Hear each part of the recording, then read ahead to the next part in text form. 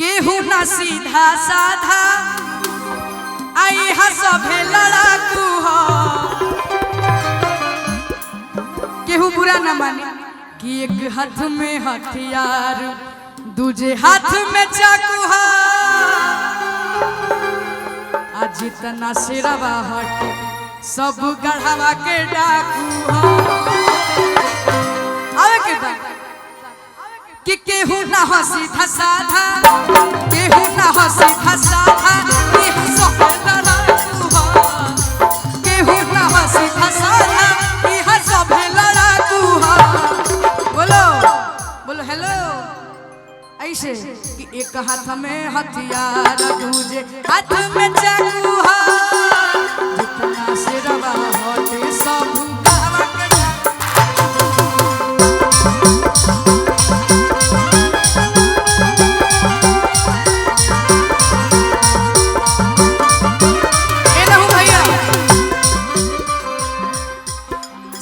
साधा केहू नहीं सभे लड़ाकू हो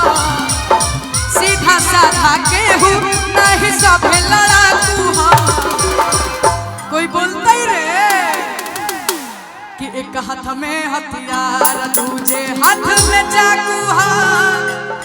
अच्छा तनी हेनुओ के लोग डांस देख ले जा आ तनी ताली बजा के भैया बबुआ खातिर आज तना सिरवा ये सब गवा के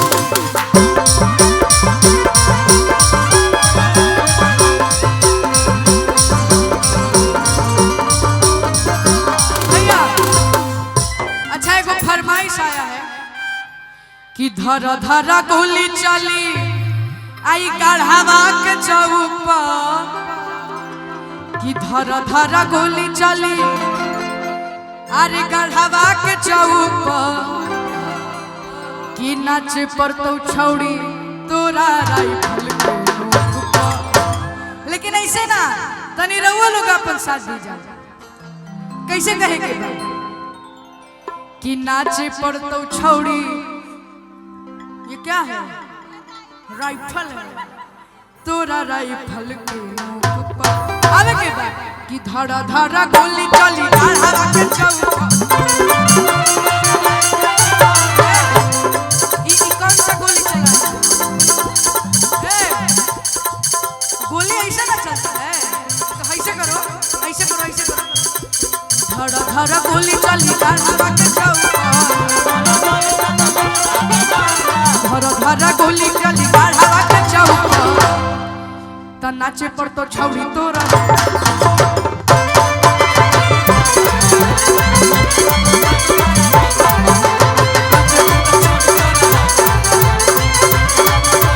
अरे धड़ा धड़ा गोली चली अरे गढ़वा के चौक धड़ा धड़ा गोली चली गढ़वा के चौक ए भैया कोई बोलता ही रे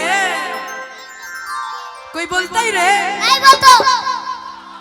अरे बाप ए बबुआ तहार पापा ही बड़े थोड़ा आप लोग पीछे हो जाइए तहार पापा ही बड़े नहीं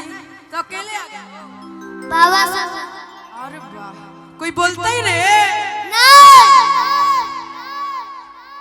ए भाई बड़ी खतरनाक बच्चा है मम्मी आई है साथ में बाबा अकेले आ गए हो कि धड़ धड़ गोली चली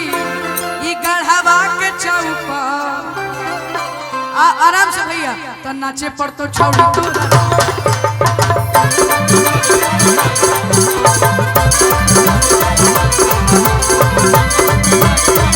नाचे पर तो छौड़ी तोरा राइफल लेकिन भैया एगो गाना के फरमाइश आइल रहे कि एगो सिरवा जेल के भीतर कईगो सिरवा बाहर गे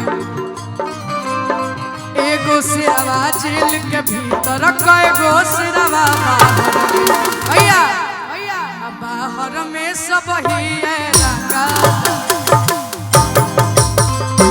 सिरवा जेल के भीतर कईगो सिरवा बाहर गे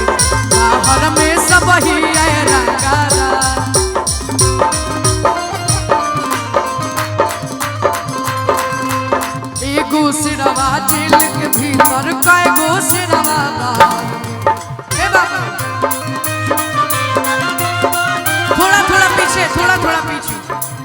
अरे एगो सिरवा जेल के भीतर कएगो सिरवा बाहर में सब